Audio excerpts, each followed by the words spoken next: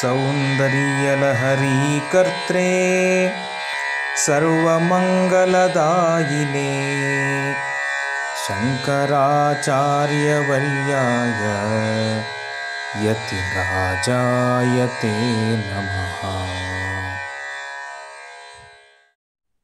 ഓം സഹനാവവതു സഹനൗ ഭുനക്തു സഹ വീര്യം കരവാവഹൈ തേജസ്വിനാവധീതമസ്തു മാ വിദ്വിഷാവഹൈ. ഓം ശാന്തി ശാന്തി ശാന്തി. ഓം വാഗീശാദ്യാ സമസ്ത സർവാർത്ഥാനാമുപക്രമേ യന്നത്വാ കൃതകൃത്യാ സ്യുഃ തന്നമാമി ഗജാനനം. ോർഭിർയുക്താ ചതുർഭിസ്ഫടികമണിമയീം അക്ഷമാലാം ദധാനാ ഹസ്തേനൈകേന പദ്മം സിതമപി ച ശുകം പുസ്തകം ചാപരേണ. ഭാസാ കുന്ദേന്ദു ശംഖസ്ഫടികമണിനിഭാ ഭാസമാനാ സമാനാ. സാ മേ വാഗ്ദേവതേയം നിവസതു വദനേ സർവദാ സുപ്രസന്നാ. ബ്രഹ്മാനന്ദം പരമസുഖദം കേവലം ജ്ഞാനമൂർത്തിം ദ്വന്ദ്വാതീതം ഗഗനസദൃശം തത്വമസ്യാദിലക്ഷ്യം.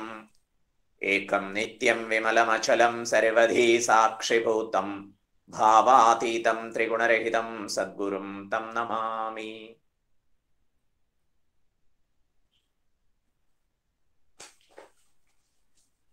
കേൾക്കാൻ പറ്റുന്നില്ലേ? ഹരി ഓം.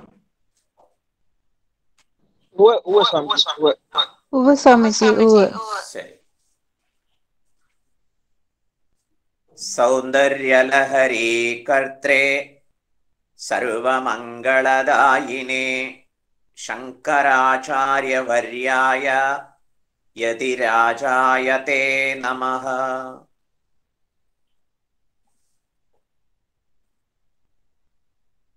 ഹരി ഓം.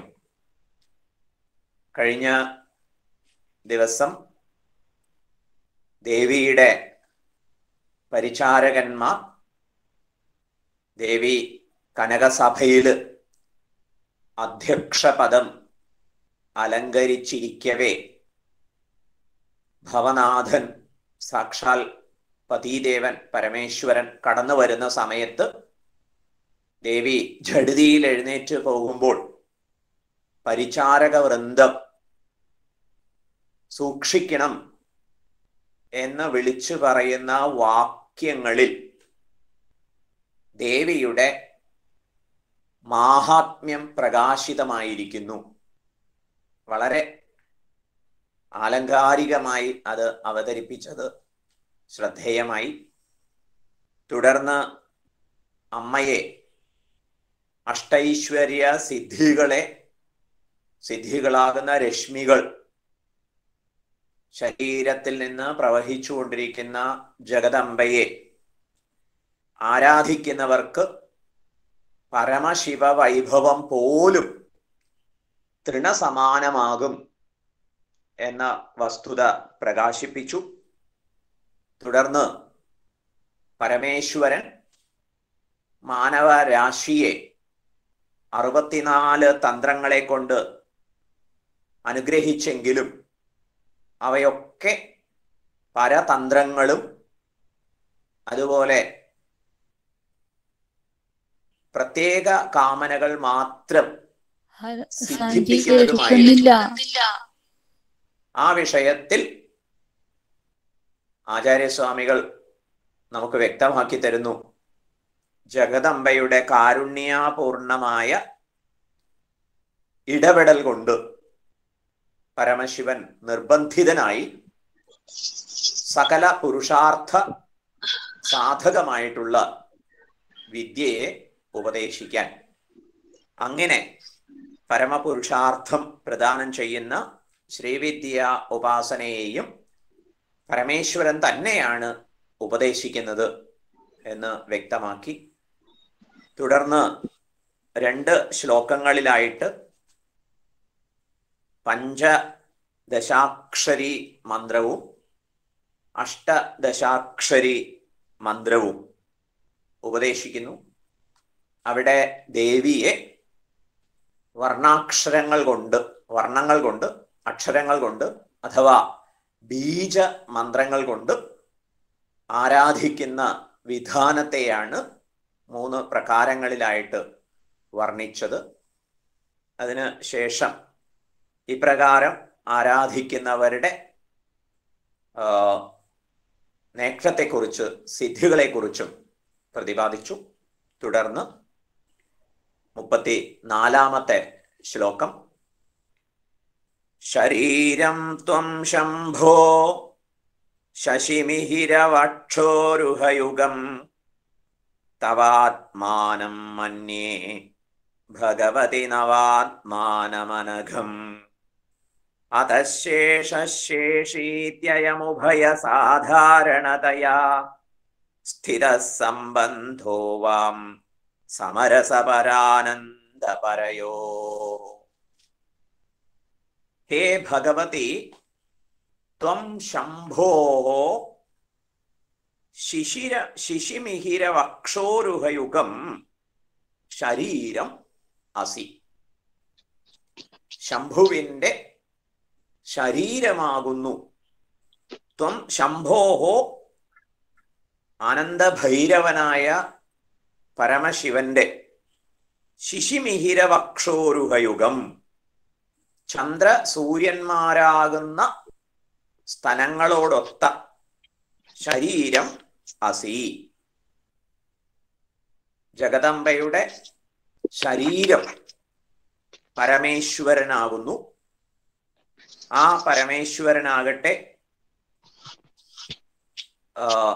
സ്ഥൂല ശരീരമാകുന്നു.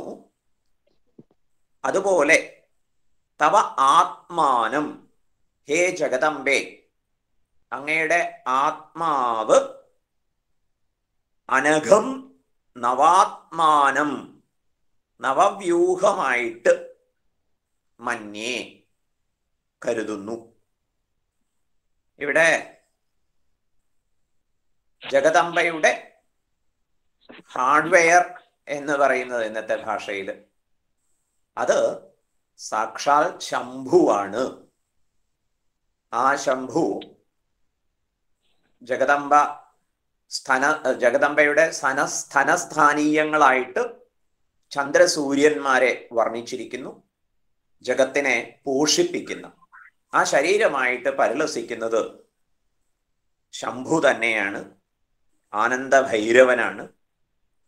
ഇനി അമ്മയുടെ ആത്മാവ് അത് ആനന്ദഭൈരവീ രൂപത്തിലുള്ള അനഘം നവാത്മാനം, അഷ്ടമൂർത്തി സങ്കല്പം പോലെ നവമൂർത്തി സങ്കല്പം, നവമൂർത്തിയായിട്ടുള്ള തത്വമാകുന്നു ജഗദംബയുടെ ആത്മാവ്. അതഃ ശേഷശേഷീ ഇതി അയം സംബന്ധം സമരസ പരാനന്ദപരയോഃ വാം ഉഭയസാധാരണയോഃ സ്ഥിതഃ. ഇവിടെ ഒന്നിന് മികവ്, മറ്റൊന്നിന് കുറവ് എന്ന കൽപ്പന സാമാന്യേന തോന്നുമെങ്കിലും ശരീരം, ആത്മാവ് എന്ന മുഖ്യ ഘടകങ്ങളാണ് ഇവിടെ പ്രതിപാദിച്ചത്. ഇങ്ങനെ പരമശിവനാകുന്ന ശരീരത്തിന്റെ ആത്മാവായി ജഗദംബ പരിലസിക്കുന്നു, ചൈതന്യധന്യയായിട്ടുള്ള അമ്മ പരിലസിക്കുന്നു എന്നുള്ളയിടത്ത് പരമശിവന് സ്ഥാനം കുറവെന്നും ജഗദംബയ്ക്ക് സ്ഥാനം മികവുറ്റതെന്നും കൽപ്പിക്കുക വയ്യ. ഇരുവരും സമരസരായിട്ട് ഒരേപോലെ തന്നെ സമരസ പരാനന്ദപരയോഹോ, അവിടെ ഒരു ആനന്ദ സാമഞ്ജസ്യം, രണ്ടുപേരും തമ്മിലുള്ള തുല്യതയാണ് മനസ്സിലാക്കേണ്ടത്. അല്ലാതെ ശേഷീഭാവം അത് ഒന്ന് കുറച്ച് ലോവർ ആണെന്നും മറ്റൊന്ന് ഹയർ ആണെന്നും കൽപ്പിക്കുക വയ്യ. ഇവിടെ ശരീരമായി ആവിഷ്കൃതമായത് ഈ ചൈതന്യം തന്നെയാണ്. അതിനെ ജഡാത്മകം എന്ന് കുറച്ച് കാണാൻ പറ്റില്ല. അതായത് മൃണ്മയം എന്ന് പറയുന്നത് ചിന്മയം തന്നെയാകുന്നു. ഇവിടെ രണ്ട് ആവിഷ്കാരങ്ങൾ ഉണ്ടെങ്കിലും ശരി, രണ്ട് പ്രകടനങ്ങൾ ഉണ്ടെങ്കിലും ശരി, ഈ പ്രകടനങ്ങളുടെ സാരസത്ത അന്വേഷിച്ച് ചെല്ലുമ്പോൾ ഒരേ ചൈതന്യത്തിന്റെ പ്രകടനങ്ങളാണ്, ആവിഷ്കാരങ്ങളാണ്, വിസ്ഫൂർത്തികളാണ് എന്ന് മനസ്സിലാക്കണം. അതുകൊണ്ട് ഇവിടെ ജഡ ചൈതന്യ ഭേദം കൽപ്പിക്കുക വയ്യ. ഒന്നു തന്നെ രണ്ട് പ്രകാരത്തിൽ ആവിഷ്കൃതമാവുന്നു എന്നതാണ് ചൂണ്ടിക്കാണിച്ചത്. ഇവിടുത്തെ സംബന്ധം എന്ന് പറയുന്നത് ശേഷശേഷി എന്ന പ്രകാരത്തിലുള്ള സംബന്ധമല്ല, മറിച്ച് സമരസ പരാനന്ദ പരയോഹോ. ഇവിടെ സാമരസ്യം, സമത്വം പ്രാപിച്ചിരിക്കുന്നു. ഇങ്ങനെ ജഗദംബയെയും പരമേശ്വരനെയും മനസ്സിലാക്കണം എന്ന് നിർദ്ദേശിക്കുന്നു. അടുത്തത് ദേവിയുടെ സർവാത്മഭാവത്തെ സംബന്ധിക്കുന്ന പ്രസ്താവനയാണ്. ഈ പ്രസ്താവനയിലും അനുസരിച്ചിരിക്കുന്നത് ചക്ര ചിന്തനമാണ്. മനസ്ത്വം വ്യോമസ്ത്വം മരുദസി മരുത്സാരധിരസി ത്വമാപസ്ത്വം ഭൂമിഹി ത്വയി പരിണതായാം നഹി പരം ത്വമേവ സ്വാത്മാനം പരിണമയിതും വിശ്വവപുഷാ ചിദാനന്താകാരം ശിവയുവതി ഭാവേന വിഘൃഷേ. ദേവിയുടെ ആന്തരിക മഹത്വത്തെ വ്യക്തമാക്കുന്നു. ഇത് ഉത്തരകൗളം, തൊട്ട് മുൻപത്തെ ശ്ലോകത്തെ പൂർവകൗളം എന്നാണ് വിശേഷിപ്പിക്കുക. ഇത് ഉത്തരകൗളം. കൗള സമ്പ്രദായം വളരെ സങ്കീർണവും അതുപോലെ യോഗ്യരായിട്ടുള്ള ആചാര്യന്മാരിൽ നിന്ന് മനസ്സിലാക്കേണ്ടതുമാണ്. ആചാര്യസ്വാമികൾ അത് സ്വീകരിച്ച് സ്തോത്രകൃതിയിൽ ഉൾച്ചേർത്ത് സാധാരണക്കാർക്കും പാരായണം കൊണ്ട് ഉപകാരമുണ്ടാവട്ടെ എന്ന അനുഗ്രഹ ബുദ്ധിയോടെ നമുക്ക് പകർന്ന് തന്നതാണ്. അതുകൊണ്ട് ആ ഒരു ലാഘവഭാവത്തിൽ അർത്ഥ ചിന്തനം സാമാന്യമായി മനസ്സിലാക്കി ജഗദംബയെ നന്നായി ആരാധിക്കാൻ നമുക്ക് ഉത്സാഹിക്കാം. ഇതം ശരീരം കൗന്തേയ ക്ഷേത്രമിതി അഭിധീയതേ എന്ന് ക്ഷേത്രജ്ഞന്റെ അധിവാസ കേന്ദ്രമായി ശരീരത്തെ കൽപ്പിച്ചത് ഭഗവത്ഗീതയിൽ പ്രസിദ്ധമാണ്. 13-ാം അധ്യായത്തിൽ ക്ഷേത്രത്തെ, ശരീരത്തെ അറിയുന്ന ക്ഷേത്രജ്ഞനെ കുറിച്ച് അതിഗംഭീരമായ പ്രസ്താവന 13-ാം അധ്യായത്തിലുണ്ട്. അവിടെയൊക്കെ നമുക്ക് നമ്മുടെ ശരീരത്തോട് തോന്നേണ്ടുന്ന ഒരു മനോഭാവം, ഇത് മഹത്തായ തത്വസാക്ഷാത്കാരത്തിന് നമുക്ക് വരദാനമായി ലഭിച്ചിട്ടുള്ള ഒരു ഉത്തമ ഉപാധിയാണ് എന്ന ഒരു തോന്നലും പ്രയോജനപ്പെടുത്താനുള്ള ഉത്സാഹവും പുലർത്തേണ്ടതുണ്ട്. അതാണ് മുഖ്യം. ഇവിടെ മനഃ ത്വം വ്യോമഃ ത്വം ത്വം മരുത് ത്വം മരുത് അസി ത്വം മരുത് സാരഥിഃ അസി ത്വം ആപഃ ത്വം ഭൂമി ത്വയി ഏവം പരിണതായാം സത്യാം പരം നഹി ത്വമേവ വിശ്വവപുഷാ പരിണമയിതും ശിവയുവതി ഭാവേന ചിദാനന്ദാകാരം സ്വമാത്മാനം ബിഭൃഷേ എന്നാണ് വർണ്ണന. ഓരോ തത്വത്തെയും ജഗദംബയാണ് എന്ന് കൽപ്പിക്കുകയാണ്. ഭഗവാൻ പരമശിവന്റെ അഷ്ടമൂർത്തി കൽപ്പനയിൽ അവിടെയും ഇതുപോലെ തന്നെ എല്ലാ ഭൂതഘടകങ്ങളെയും ഭഗവാന്റെ മൂർത്തിയായിട്ട് വർണ്ണിക്കുന്ന ഒരു പ്രകൃതം ശങ്കര ഭഗവത്പാദർ അനുസരിച്ചിട്ടുണ്ട്. ഇവിടെ മനഃ, മനസ്തത്വം, ആജ്ഞാചക്രത്തിലിരിക്കുന്ന മനത്തത്വത്തെ പരിഗണിച്ചുകൊണ്ട് മനഃ ത്വം, ചക്രസ്ഥാനീയങ്ങൾ ചക്ര സ്ഥാനങ്ങളെ പരിഗണിച്ചുകൊണ്ട് ഈ ശ്ലോകം മനസ്സിലാക്കണം. അവിടെ ആജ്ഞാചക്രത്തിലുള്ള മനസ്തത്വം അത് ജഗദംബയാണ്. മനസ്സ് എന്ന് പറയുമ്പോൾ ശരീരദൃഷ്ടിയാ നാം മനസ്സിനെ കാണുക. സമഷ്ടി തലത്തിൽ അത് കോസ്മിക് മൈൻഡാണ്. രണ്ടും ജഗദംബ തന്നെയാണ്. വ്യോമഹ, വിശുദ്ധി ചക്രത്തിലിരിക്കുന്ന ആകാശതത്വം, അതും ജഗദംബയാണ്. ഭ്രൂമധ്യത്തിൽ നിന്ന് താഴേക്ക് ക്രമത്തിൽ ഓരോരോ ചക്രത്തിൻ്റെയും തത്വത്തെ പ്രതിപാദിച്ചുകൊണ്ട് അത് ജഗദംബയാണ് എന്ന് ധ്യാനിക്കാൻ, ആരാധിക്കാൻ നിർദ്ദേശിക്കുന്നു.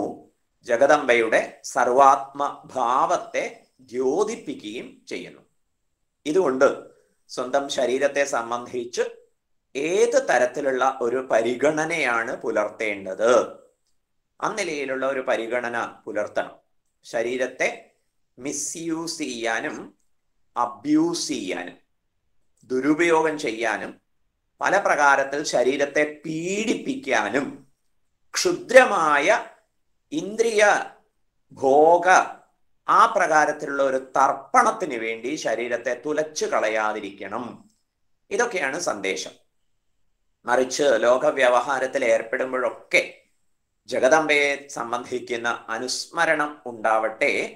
നമ്മുടെ വിവിധ ചക്രങ്ങളിലും ദേവിയുടെ അധിവാസത്തെ അനുസ്മരിക്കാൻ സാധിക്കുക.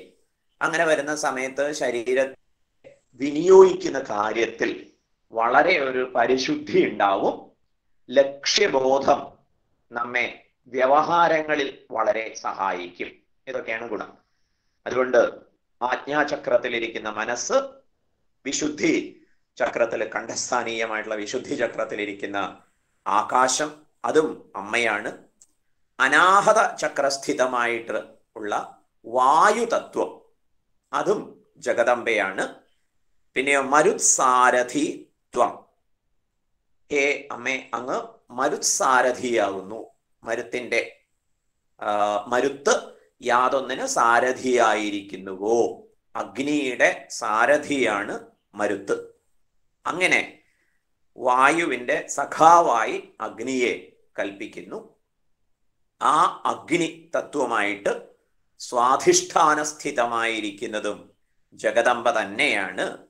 ത്വം ആപഹ, മണിപൂരക ചക്രസ്ഥാനീയമായിട്ടുള്ള ജലതത്വവും ഹേ ജഗദംബെ അങ്ങ് തന്നെയാകുന്നു.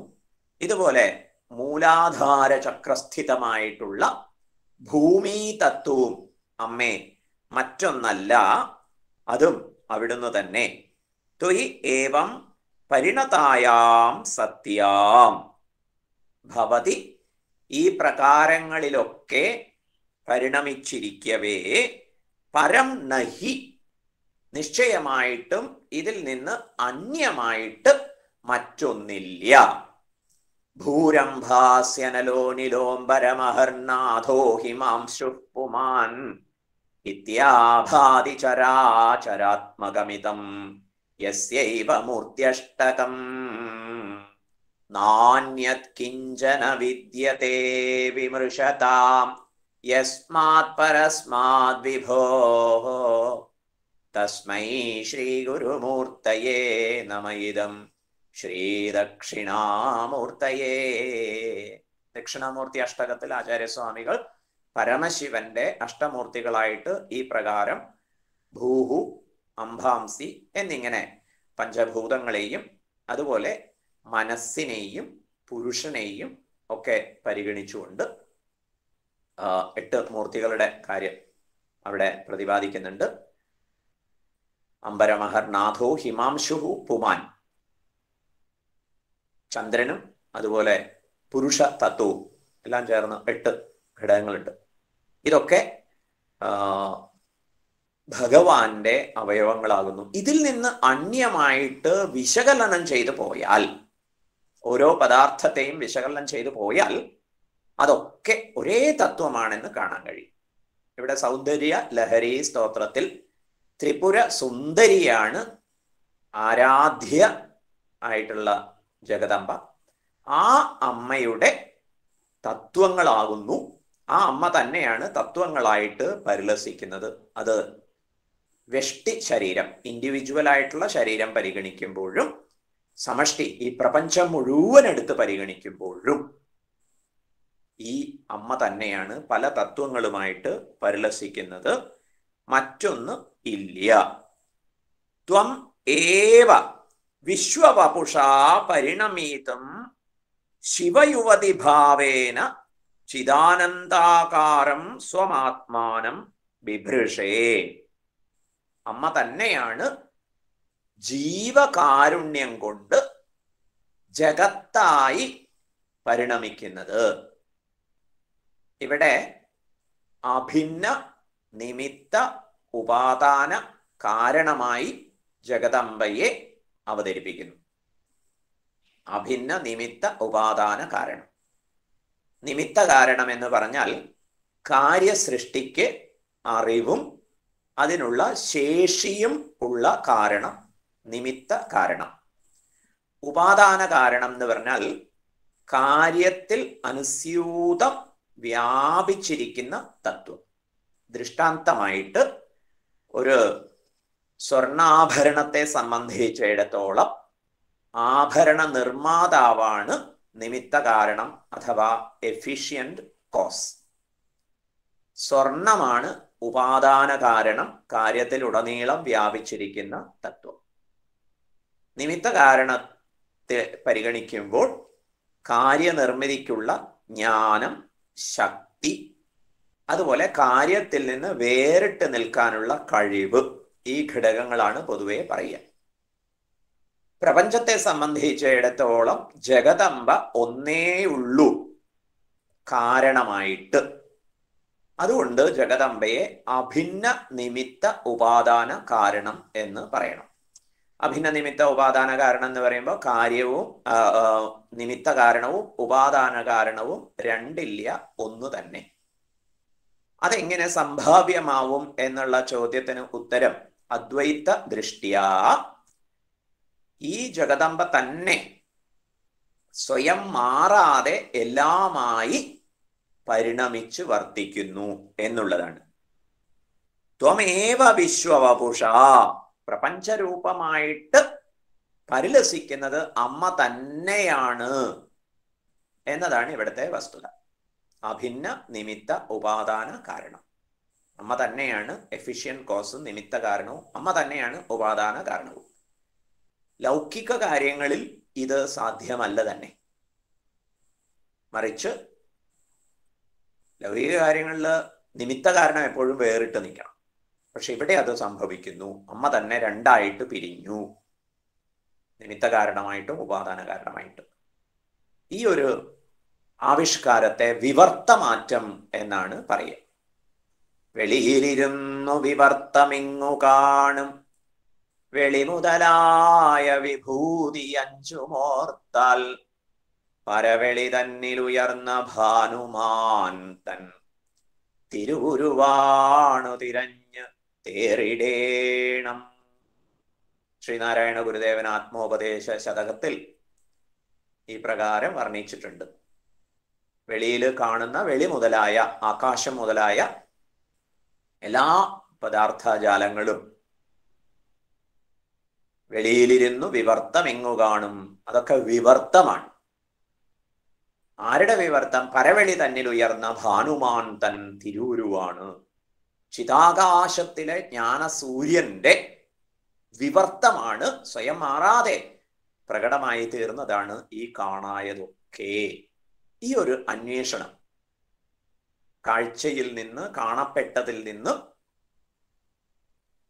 വാസ്തവത്തിൽ ആധാരമായ തത്വത്തിലേക്ക് ഒരു തീർത്ഥാടനം നടത്താൻ നമുക്ക് സാധിക്കണം എന്നതാണ് ആഹ്വാനം. സൗന്ദര്യലഹരി സ്തോത്രത്തിന്റെ പശ്ചാത്തലത്തിൽ അത് ജഗദംബയാണ്.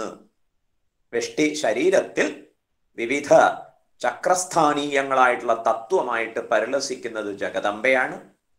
സമഷ്ടി പ്രപഞ്ചത്തിൽ പഞ്ചഭൂതങ്ങളൊക്കെ ആയിട്ട് പരിലസിക്കുന്നത് ജഗദംബയാണ്. അമ്മയിൽ നിന്ന് അന്യമായിട്ടൊരു ഘടകം ഇവിടെയില്ല.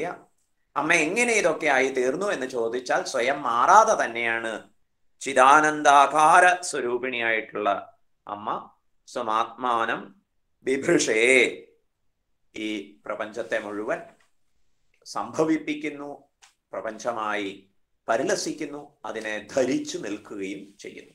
അമ്മ സ്വരൂപത്തിൽ ചിദാനന്ദ സ്വരൂപിണി തന്നെയാണ്. അതിനൊരു മാറ്റവും ലവലേശം മാറ്റം സംഭവിക്കുന്നില്ല. ഇങ്ങനെ അമ്മയുടെ സർവാത്മഭാവം നമുക്ക് വീണ്ടും വീണ്ടും ആലോചിക്കാനും ആസ്വദിക്കാനും അഭിരമിക്കാനും അതിൻ്റെതായിട്ടുള്ള ഒരു ധ്യാന ധന്യത, നിശബ്ദത നുകരാനും സാധിക്കട്ടെ. ഇനി 9, 10 ശ്ലോകങ്ങളിൽ വർണ്ണിച്ചിട്ടുള്ള സമയാചാരക്രമം, അത് സമയക്രമം, സമയ അനുഷ്ഠാനം, അതിനെ മറ്റൊരു പ്രകാരത്തിൽ വർണ്ണിക്കും. ഇതിനെക്കുറിച്ച് ആചാര്യന്മാര് പറയുന്നത്, ജഗദംബയെ മൂലാധാര സ്ഥിതയായിട്ട് പരികൽപ്പിച്ചുകൊണ്ട് അവിടുന്ന് അമ്മ പരമശിവ സവിധത്തിലേക്ക് പ്രയാണം ചെയ്യുന്നതിൻ്റെ ചിത്രം നേരത്തെ സൂചിപ്പിക്കുകയുണ്ടായി. അവിടെ രഹസ്യമായി പരമേശ്വരനുമായി ചേർന്ന് ആ ഒരു സാഫല്യത്തിൻ്റെ ആനന്ദ നിർവൃതി അനുഭവിക്കുന്നതായിട്ട് ചിത്രീകരിച്ചിട്ടുണ്ട്. ഇത് സാധകൻ സാക്ഷാത്കരിക്കേണ്ട പ്രകാരമാണ്. വീണ്ടും അവിടെ നിന്ന് താഴേക്ക് വരുന്ന ഒരു പ്രക്രിയയെ നേരത്തെ ഒരു പ്രകാരം വർണ്ണിച്ചു. ഇവിടെ വളരെ രസകരമായ ഒരു രഥോത്സവം പോലെ, ഘോഷയാത്ര പോലെയൊക്കെ നമുക്ക് ആസ്വദിക്കാവുന്നതാണ്. ദേവി മൂലാധാരത്തിൽ നിന്നും സഹസ്രാര പത്മത്തിൽ എത്തിച്ചേർന്ന് പരമേശ്വരനെ വരിച്ച ശേഷം ഇരുവരും ചേർന്ന് തിരിച്ച് ഒരു യാത്ര, ലോക കാരുണ്യം കൊണ്ട്, ലോകത്തോടുള്ള കാരുണ്യം കൊണ്ട് ഇറങ്ങി വരുന്ന ഒരു പ്രക്രിയ രസകരമായി വർണ്ണിച്ചിരിക്കുന്നു. തവാജ്ഞാചക്രസ്ഥം തപന ശശികോടി ദ്വിതിധരം പരം ശംഭും വന്ദേ പരമിളിത പാർശ്വം പരചിത യമാരാധ്യൻ ഭക്ത്യാ രവിശശിശുചീ നാമ വിഷയേ നിരാലോകേ ലോകേ നിവസതി ഹി ഭാലോകഭുവനേ. ഓരോ ചക്രസ്ഥാനങ്ങളിലും ഈ പാർവതീ പരമേശ്വരന്മാർ അഥവാ ത്രിപുര സുന്ദരിയും സർവേശ്വരനും ഒന്നിച്ച് മേളിച്ച് വർത്തിക്കുന്ന ആ ഒരു ഭാവം, അത് സാധകനിങ്ങനെ ആസ്വദിക്കട്ടെ. ശരീരത്തെ കേന്ദ്രീകരിച്ച് ചക്രസ്ഥാനങ്ങളെ അവലംബിച്ചുള്ള ചിന്തനം, അത് അനുവദിക്കപ്പെട്ട ഒരു സമ്പ്രദായമാണ്. സ്ഥാനങ്ങൾ എന്ന് പറയുന്നത് മാനസിക വികാസവുമായി ബന്ധപ്പെടുത്തിയുള്ള വ്യാഖ്യാനങ്ങളും ഉണ്ട്. അപ്പൊ ചക്രസ്ഥാനം എന്ന് പറയുമ്പോൾ ശാരീരികമായി അടയാളപ്പെടുത്തുന്നതാവില്ല, മറിച്ച് വ്യക്തിത്വത്തിന്റെ ഒരു ഉത്കർഷം അതുമായി ബന്ധപ്പെടുത്തി അവിടെ വൈകാരികമായ പക്വതയുടെ, വിവേകപൂർണമായ ഉണർവിൻ്റെ ഒരു ചിത്രീകരണമായിട്ടും ആസ്വദിക്കപ്പെടാവുന്നതാണ്. ഏതായാലും ശരീരം ക്ഷേത്രമാണ് എന്ന കൽപ്പനയെ അനുസരിച്ച് ആ നിലയ്ക്ക് ഭാവന ചെയ്യുന്നതും ധ്യാനിക്കുന്നതുമൊക്കെ വളരെ ഗുണം ചെയ്യും. ശരീരത്തെ വിനിയോഗിക്കുന്നതുമായി ബന്ധപ്പെട്ട് ശ്രേയസ്കരമായ രീതിയിൽ വിനിയോഗിക്കുന്നതിന് അനുഗുണമായ രീതിയിലുള്ള ഒരു ഭാവന വളർത്തിയെടുക്കാൻ സഹായിക്കും. ആ ഒരു ചിത്രം നമുക്ക് ശ്രദ്ധിക്കാം. ഈ ഇറങ്ങി വരവിന്റെ, ഇരുവരും ഒന്നിച്ചിറങ്ങി വരുന്നതിന്റെ ചിത്രമാണ്. തവ, ഇവിടെ തവ ശബ്ദം കൊണ്ട് സാധകന്റെ ശ്രീചക്രത്തിലെ ശിവചക്ര ചതുഷ്ടയത്തെയാണ് ഉദ്ദേശിക്കുന്നത്, മനസ്സിന്റെ സ്ഥാനം. തവ ആജ്ഞാചക്രസ്ഥം, ആജ്ഞാചക്രത്തിൽ ഇരിക്കുന്ന പാർവതീ പരമേശ്വരന്മാരെ, ജഗദംബയെയും ജഗത് പിതാവിനെയും ശ്രദ്ധിക്കാം. തപന ശശികോടി ദ്വിതിധരം, അവിടെ തപനൻ സൂര്യൻ, ശശി ചന്ദ്രൻ, സൂര്യചന്ദ്രന്മാർ, കോടി സൂര്യചന്ദ്രന്മാരുടെ പ്രഭ കൊണ്ട്. ആ പ്രഭയുടെ പ്രത്യേകത എന്താണ്? ഒരു വശത്ത് ചൂടും മറുവശത്ത് ശീതള കിരണനാണ് ചന്ദ്രൻ. അപ്പൊ അതിൻ്റെ ഒരു സമരസത സംഭവിക്കുന്നു. അങ്ങനെ അസഹനീയമായ ചൂടുമില്ല, അസഹനീയമായ കുളിരുമില്ല, മറിച്ച് ഇണങ്ങി. ഇങ്ങനെ ആജ്ഞാചക്രത്തിൽ, ആജ്ഞാചക്രസ്ഥം തപന ശശികോടി സൂര്യ ദ്യുതിധരം പരചിത, ഇവിടെ ജ്ഞാനശക്തിയെ പരാമർശിച്ചിരിക്കുന്നു. പരാകാരമായിട്ടുള്ള ജ്ഞാനശക്തിയാൽ പരിമിളിത പാർശ്വം, അലങ്കൃതമായ പാർശ്വങ്ങളോടൊത്ത് ഈ അറിവ് അലങ്കരിച്ചിരിക്കുന്നു. എങ്ങനെയുള്ള അറിവ്? പരാജ്ഞാനം. പരാജ്ഞാനം എന്ന് പറഞ്ഞാല് ഭൗതികതയെ സംബന്ധിക്കുന്ന അറിവല്ല, അതിനപ്പുറത്തുള്ള അറിവിൻ്റെ ഒരു മേളനം അവിടെയുണ്ട്. പരം ശംഭും വന്ദേ, അങ്ങനെയുള്ള പരമേശ്വരനെ, പാർവതീ സമേതനായ ശക്തിയുക്തനായ ശിവനെ വന്ദേ. ഇങ്ങനെ യം ഭക്തിയ ആരാധ്യൻ, ഇങ്ങനെ ഭക്തിയോടെ ആരാധിക്കുന്ന സാധകന്റെ കാര്യത്തിൽ രവി ശശി ശുചീനാം അവിഷയേ, രവി ശശി ശുചി, 3 ജ്യോതിർഘടകങ്ങൾ, രവി സൂര്യൻ, ശശി ചന്ദ്രൻ, ശുചി അഗ്നി. ഈ പ്രകാശ ജ്യോതിസുകൾക്കൊന്നും പ്രകാശിപ്പിക്കാൻ പറ്റാത്ത മഹത് പ്രകാശമാണ് ഇവിടെ പരിലസിക്കുക. ഇങ്ങനെ ആജ്ഞാചക്രസ്ഥാനീയമായി ജഗദംബാ സാന്നിധ്യത്തെ ധ്യാനിക്കുന്ന സാധകന്റെ സാക്ഷാത്കാര സവിശേഷതയെ വർണ്ണിക്കുമ്പോൾ അവിടെ അത്യുജ്വലമായ പ്രകാശമാണ്. ആ പ്രകാശത്തിന്റെ മുന്നിൽ നതദ്ഭാസയതേ സൂര്യഃ ന ശശാങ്കോ ന പാവകഃ, അതിനെ സൂര്യൻ പ്രകാശിപ്പിക്കാൻ സമർത്ഥമാവുന്നില്ല, ചന്ദ്രൻ പ്രകാശിപ്പിക്കാൻ സമർത്ഥമാവുന്നില്ല, അതുപോലെ അഗ്നിയും. നതദ്ഭാസയതേ സൂര്യഃ ന ശശാങ്കോ ന പാവകഃ. അങ്ങനെയുള്ള ആ ഒരു ജ്ഞാന പ്രകാശം മറ്റ് പ്രകാശ സ്രോതസ്സുകളെയൊക്കെ നിഷ്പ്രഭമാകുന്ന പ്രകാശധന്യത. നിരാലോകേ അലോകേ, മാംസ കണ്ണുകൾക്ക് കാണാൻ പറ്റാത്ത, ആലോകനം ചെയ്യാൻ സാധിക്കാത്ത അവിടുത്തെ ആ ഒരു വൈഭവത്തെ സാധകൻ സാക്ഷാത്കരിക്കുന്ന ആ ഒരു അവസ്ഥയെ വർണ്ണിക്കുകയാണ്. അത് നിരാലോകമാകുന്നു, മാംസദൃഷ്ടികൾക്ക് കാണാൻ പറ്റാത്തതാകുന്നു. അലോകേ, അവിടെ ലൗകികമായ സാന്നിധ്യങ്ങളൊന്നുമില്ല, വിജനമാണ്. ഭാലോക ഭുവനേ, അവിടെ ജ്യോത്സ്ന, ചന്ദ്രിക, ചന്ദ്രന്റെ ശീതള കിരണങ്ങൾ കൊണ്ട്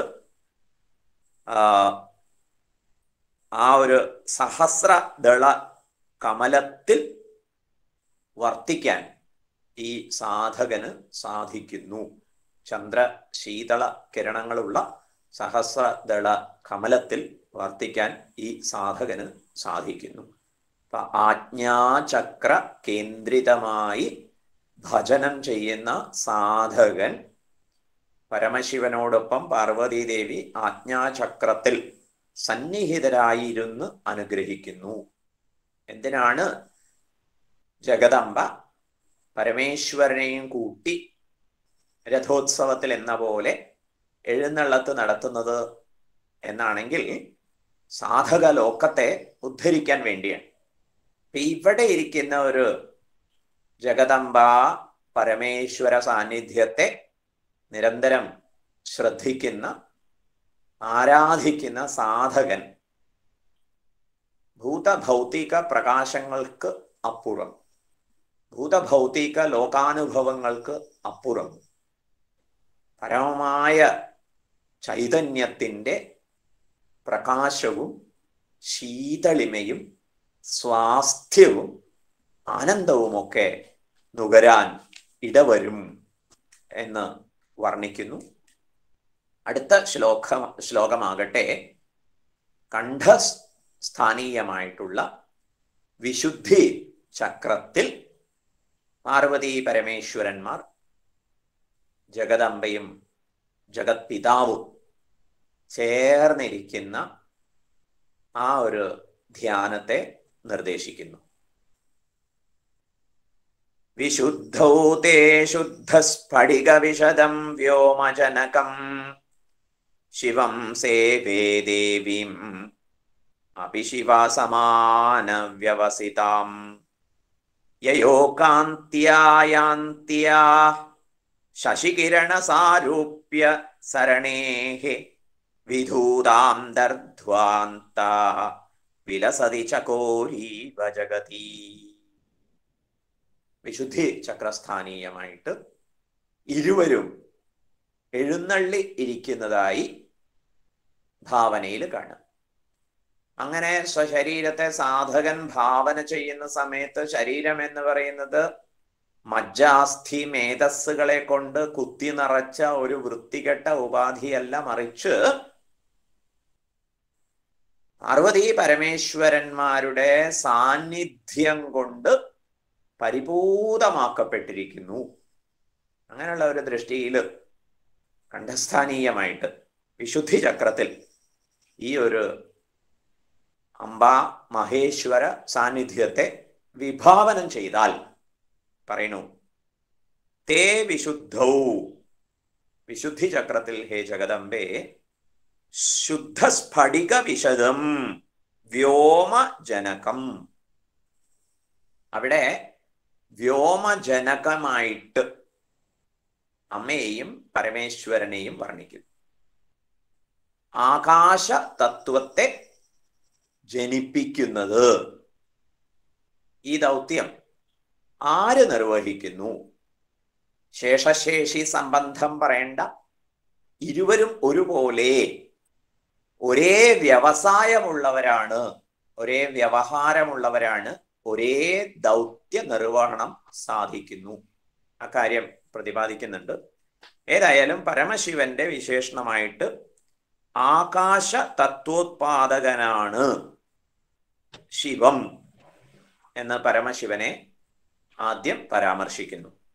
തേ വിശുദ്ധൗ ശുദ്ധസ്ഫടിക വിശദം, വിശുദ്ധമായ, ഏതുപോലെ വിശുദ്ധം? ശുദ്ധസ്ഫടികം പോലെ വിശുദ്ധമായിട്ടുള്ള വിശുദ്ധി ചക്രത്തിൽ അവിടെ വ്യോമജനകമാണ്, ശബ്ദഗുണകമായിട്ടുള്ള ആകാശത്തെ ജനിപ്പിക്കുന്ന പരമേശ്വരൻ എന്ന പ്രയോഗത്തിൽ സകല വേദാന്തങ്ങളും പരമേശ്വരനാണ്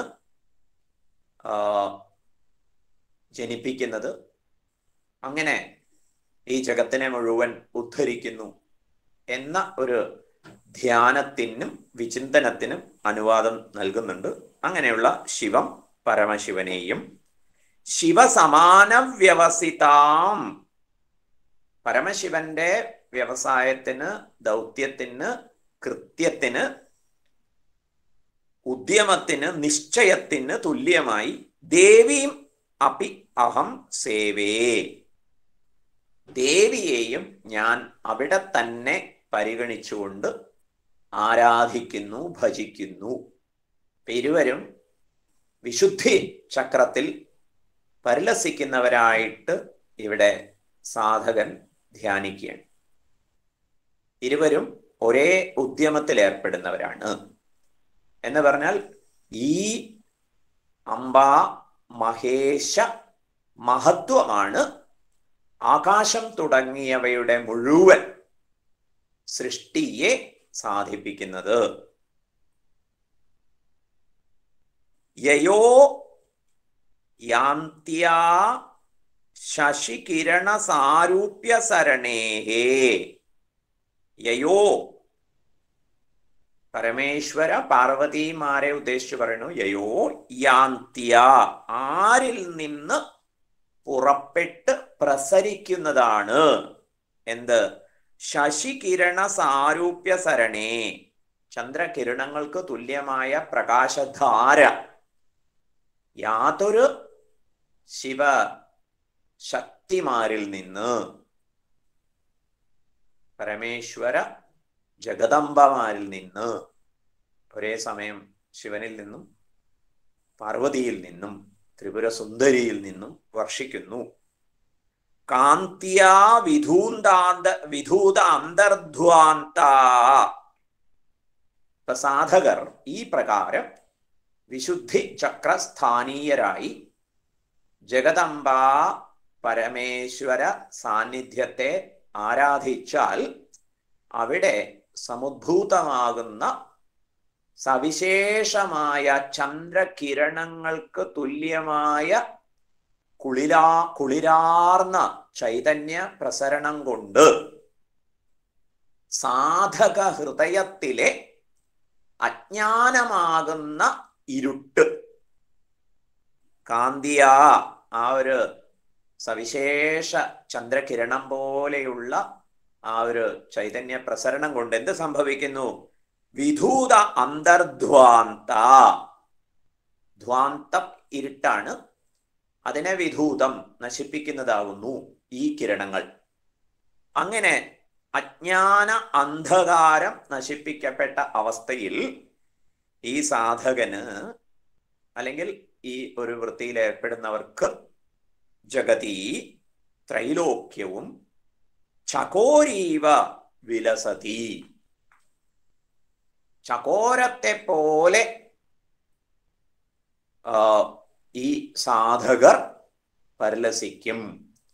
ഇവിടെ ചകോരത്തിന്റെ അല്ലെങ്കിൽ ചെമ്പോത്ത് എന്ന നാടൻ ഭാഷയിൽ പറയും സവിശേഷത എന്താണ്? നിലാവിനെ പാനം ചെയ്യുന്ന പ്രത്യേക പക്ഷി വിശേഷമാണത്രേ ചകോരം. ഇതൊരു കവിഭാവനയാവാം. നറുനിലാവ് പാനം ചെയ്യുന്നു. ഇങ്ങനെ ആ ഒരു മഹത്തായ ചൈതന്യ പ്രസരണത്തെ നിത്യനിരന്തരം ആസ്വദിക്കാൻ വിശുദ്ധി ചക്ര സ്ഥാനീയരായി അംബാമഹേശ്വരന്മാരെ ധ്യാനിക്കുന്ന സാധകർക്ക് സാധിക്കും. അവർക്ക് ആ തരത്തിലുള്ള ഒരു ആസ്വാദനത്തിന് എങ്ങനെയാണ് യോഗ്യത കൈവരുന്നത്? അവരിലെ അജ്ഞാന അന്ധകാരം, ഈ ജ്ഞാനനിലാവ് പൂർണ്ണമായിട്ടും ഹനിക്കും. സ്വാഭാവികമായിട്ടും ഈ അറിവിന്റെ നറുനിലാവ് ആസ്വദിക്കുന്ന ചകോരങ്ങളായിട്ട് ഇവര് മാറും.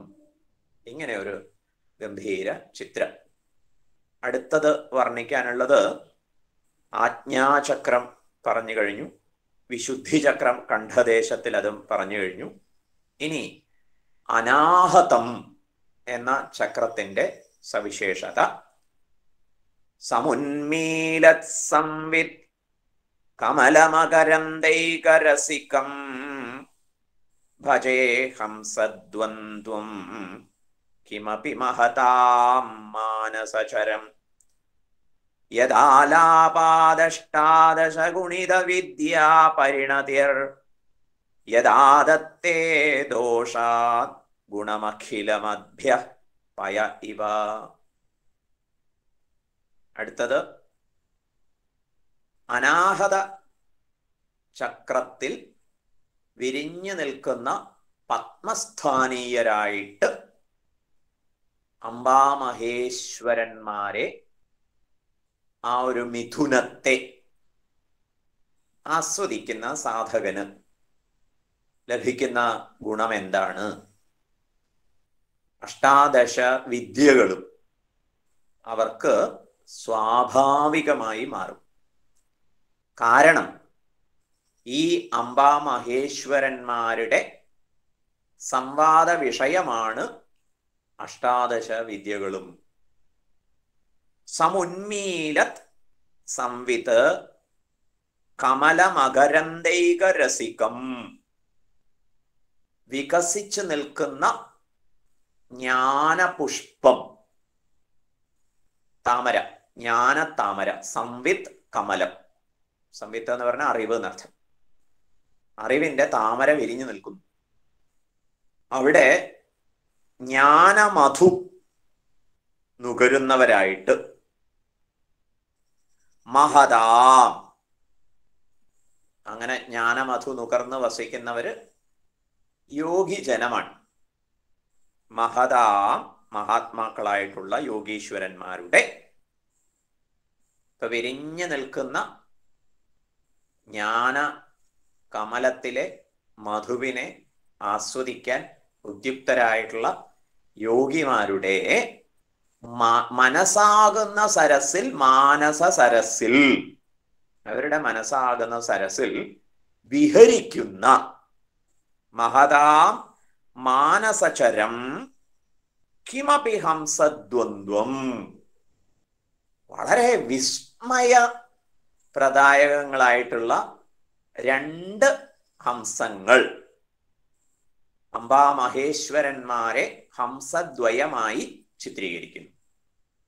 രണ്ട് അരയന്നമായിട്ട്, രണ്ട് അരയന്ന മിഥുനം, പാർവതി പരമേശ്വരന്മാര്. അവര് അനിർവചനീയമായ ഈ വിസ്മയം തരുന്ന ഹംസദ്വന്ദ്വം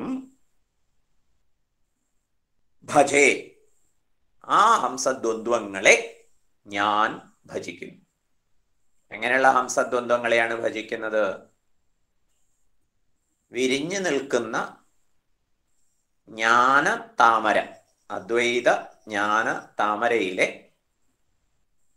അദ്വൈത മകരന്ദത്തെ നുകർന്നുകൊണ്ട് വർത്തിക്കുന്ന മഹാത്മാക്കളായ യോഗികളുടെ മാനസ സരോവരത്തിൽ, മനസ്സാകുന്ന സരോവരത്തിൽ, മാനസ സരസിൽ വിഹരിക്കുന്ന അരയന്ന മിഥുനത്തെ ഞാൻ ഭജിക്കുന്നു.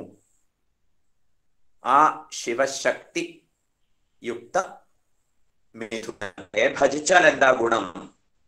യദാലാപാത്, യാതൊരു ഹംസമിഥുനങ്ങളുടെ ആലാപനമാണോ, സംവാദമാണോ, സംഭാഷണമാണോ, വർത്തമാനം പറച്ചിലാണോ, അഷ്ടാദശ ഗുണിത വിദ്യാപരിണതി, 18 പ്രകാരത്തിൽ പരിലസിക്കപ്പെടുന്ന വിദ്യകൾ, വേദം, വേദാംഗങ്ങൾ, 4 വേദങ്ങൾ, ചതുർവേദം, 4 വേദം, അതുപോലെ വേദാംഗങ്ങൾ,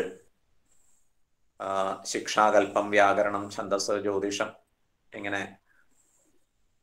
ശിക്ഷാകൽപ്പം, വ്യാകരണം, നിരുക്തം, ഛന്ദസ്, ജ്യോതിഷം, 6 വേദാംഗങ്ങളുണ്ട്.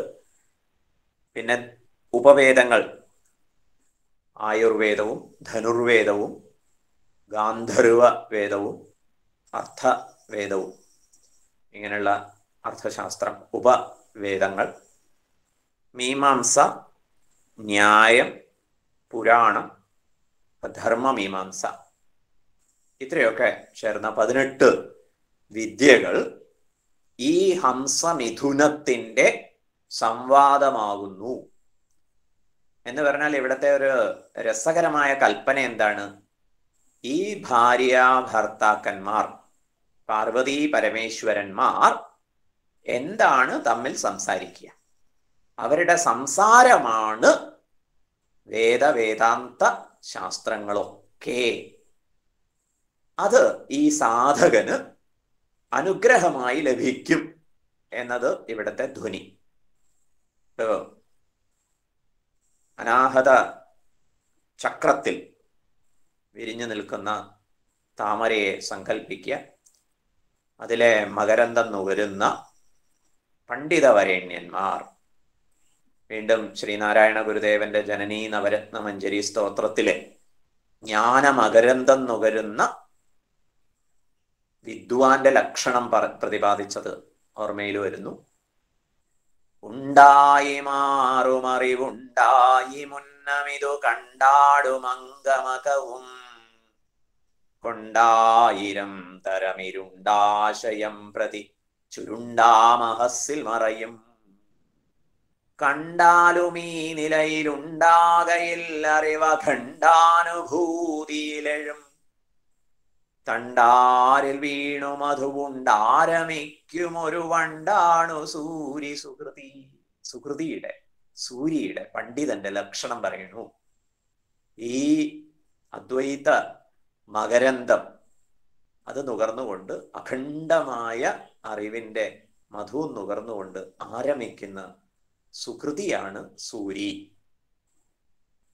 ഖണ്ഡിതമായ വിഷയജ്ഞാനമല്ല, അഖണ്ഡാകാര വൃത്തി കൊണ്ട് സർവം ബ്രഹ്മമയം ജഗത്ത് എന്ന് ആസ്വദിക്കുന്നു.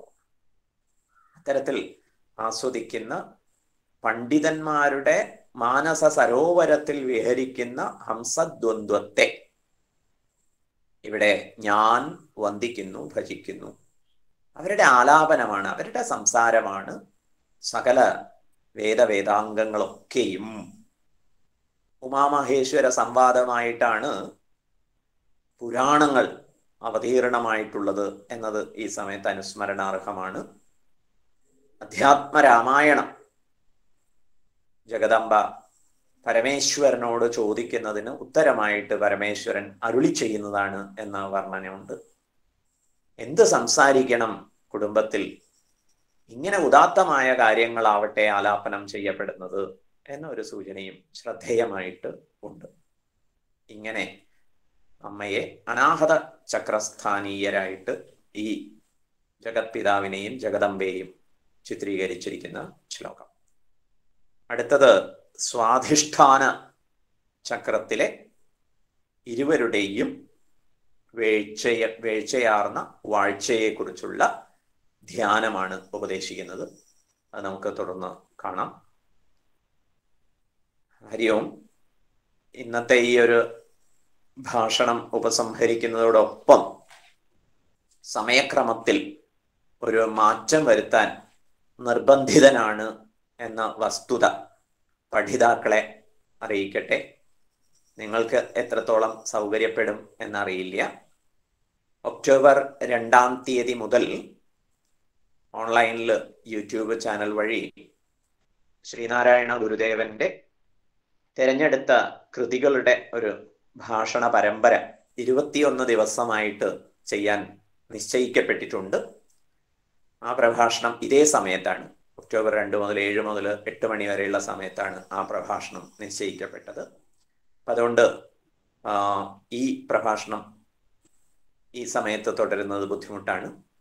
നന്ദകുമാർജിയുമായിട്ട് സംസാരിച്ച സമയത്ത് ഉച്ചതിരിഞ്ഞ് 2:30 മുതൽ 3:30 വരെയുള്ള സമയമാണ് സൗകര്യപ്പെടുക എന്ന് അറിയിക്കുകയുണ്ടായി. അപ്പം അത് അടുത്ത വെള്ളിയാഴ്ച ഇതേ സമയത്ത് തന്നെ ചെയ്യാൻ സാധിക്കും. അത് കഴിഞ്ഞാൽ പിന്നെ ഈ ഒരു സമയക്രമത്തിൽ മാറ്റം വരുത്തേണ്ടതായിട്ട് വരും. അത് സഹകരിക്കാൻ നിങ്ങൾക്കൊക്കെ സൗകര്യപ്പെടും എന്ന് വിചാരിക്കട്ടെ. ഏതായാലും ഗ്രൂപ്പുകളിൽ ചർച്ച ചെയ്ത് നിശ്ചയിക്കൂ. സ്വാമിക്ക് സൗകര്യപ്പെടുന്ന ഒരു സമയമാണ് അറിയിക്കുന്നത്. ഹരി ഓം. ജയ ജയ ശിവദയിതേ ഹരിഹര വിരിഞ്ചനുത ചരിതേ കാരയ മാം കൃതപുണ്യം തവ ഗുണഗാനരതം മഹിതേ തവ ഗുണഗാനരതം മഹിതേ സഹസ്രാരകമലേ സതതം വിഹരരഹസി ധന്യേ ശിവാകാര നിജമഞ്ച വിലസിതേ ചിദാനന്ദമുദിതേ ശരണ്യേ ചിദാനന്ദമുദിതേ